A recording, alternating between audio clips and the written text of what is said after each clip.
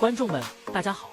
欢迎来到海洋中最壮观的捕鱼作业之一。在这里，巨大的船只和数百米长的渔网能在一个夜晚捕获数百吨的鱼。夜幕降临，远离岸边的海洋上弥漫着安静的雾气，太阳消失在地平线的另一端，波涛只有随风而来的声音。这时，一艘巨大的渔船正在为一天中最大的一次猎捕做准备。这不是一艘普通的渔船，而是一台移动捕鱼机器，配备有雷达系统、卫星定位设备、声呐以及一个巨大的底拖网，足以截住整群迁徙的鱼群。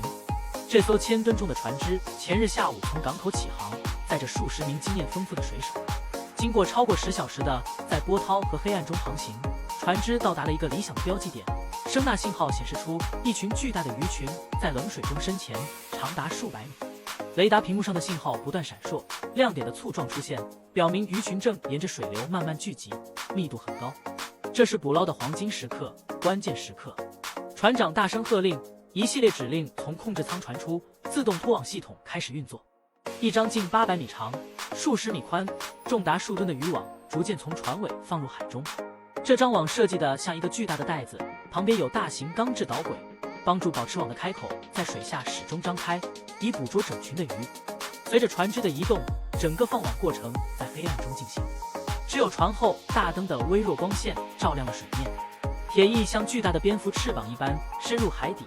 开始伸展，拉动渔网的口。工人们站在两侧，目不转睛地盯着电缆和牵引传感器系统，他们在等待着启动卷网的最佳时机。经过约45分钟，船只完成了一段近2海里的长途。在屏幕上，亮点现在完全位于拖网区域内，巨大的鱼群被四面包围。船长再次下达指令，液压系统开始拉网，声音此起彼伏，电缆的尖叫声、液压马达的咆哮声，以及拖网切开海浪的声响。一米一米的网被拉起，沉重而闪闪发光。一片鱼海正被从水中拉起，挪威比目鱼、鳕鱼、红鲷、黄鳝等，从几公斤的小鱼到几十公斤的大鱼，它们混在一起，无力地挣扎在光线中。飞溅的水花和强烈的翻腾让气氛变得混乱而紧张。另一个液压起重机开始运作，它将重达数吨的主渔网带从甲板上抬起，慢慢倾斜至卸货口。当袋子的口打开时，一股鱼流像瀑布一样倾泻下去，闪烁着银白色的光芒，响声如冰雹一样落下。吨吨的鱼落在甲板上的声音与船员们的欢呼声交织在一起，形成胜利的交响乐。在甲板上，数十名工人立即就位，分头到分拣台，各自手握刀具、水桶、卷尺，对每一批刚倾倒的鱼进行分类、测量和检查鲜度。大鱼会立即被送往冷冻室，其他鱼则用高压水冲洗后送往冷藏室。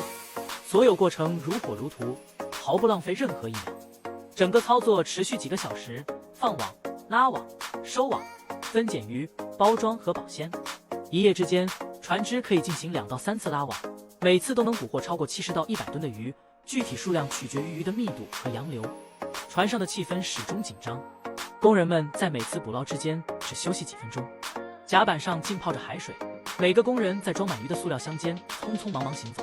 汗水与夜海的冷空气交织在一起。在他们身后是现代化的处理系统，自动分拣输送带、真空包装机、深冷设备，一切如同在海洋中的一个微型工厂，无缝运转。这艘船不仅是捕鱼的地方，还是及时处理和保鲜的场所，以确保最新鲜的质量。当船只在拂晓前抵达港口，海面开始微微发亮，夜间最后一张渔网被拉起，船体因舱内数百吨鱼的重压微微倾斜。当太阳升起时，大家停止了工作，擦去额头上的汗水，靠在栏杆上望向海面，心里回想着他们刚刚赢得的这场无声而激烈的战斗。一些年轻的渔民借机用冷海水洗了洗脸，半靠在鱼箱上，眼神依旧凝视着远方，期待着下一个可能出现的鱼群。尽管脸上带着疲惫，但也挂着幸福的笑容，因为他们知道今晚的收获将能带来1个月的收入，而每条他们捕获的鱼都是对国家海洋经济的贡献。捕捞数百吨鱼的旅程并不仅仅是渔网和船只的故事，而是技术、经验、人与机器之间完美协调的故事。这是许多年学徒生涯的结晶，许多代与海为伴，理解海洋和掌握海洋的渔民的故事。如今，在全球定位系统、雷达、声呐和自动化技术的支持下，离岸捕鱼产业达到了一个新水平，一艘船只便可以捕获过去多艘小船的鱼量。但与此同时，关于保护渔业资源的担忧也随之产生。因为如果过度捕鱼，鱼类资源可能会消失。这就是为什么在每艘船上，除了熟练的渔民团队，总是有海洋生物学家或监管机构的代表，他们监控着捕捞量，检查网具和被捕捞的鱼种，确保严格遵守保护海洋环境的法规。这些努力旨在保持海洋的丰饶与肥沃，以确保像今天这样的捕捞之夜永远不会成为记忆。在捕鱼之旅结束时，船只转头返回港口，载回250多吨的鲜鱼。整个甲板如今宛如一个活生生的仓库，充满了海盐的气息、鲜鱼的香味和城市工人的汗水。当船只在次日清晨靠岸时，数十辆冷藏卡车在等候，鱼被迅速卸下，直接运输到海鲜加工厂、冷冻工厂和各个分销系统，从当地的鱼市到国内外的高端超市。海上一夜，数百吨鱼被捕，数以百万计的餐点应运而生。而在每条鱼的背后，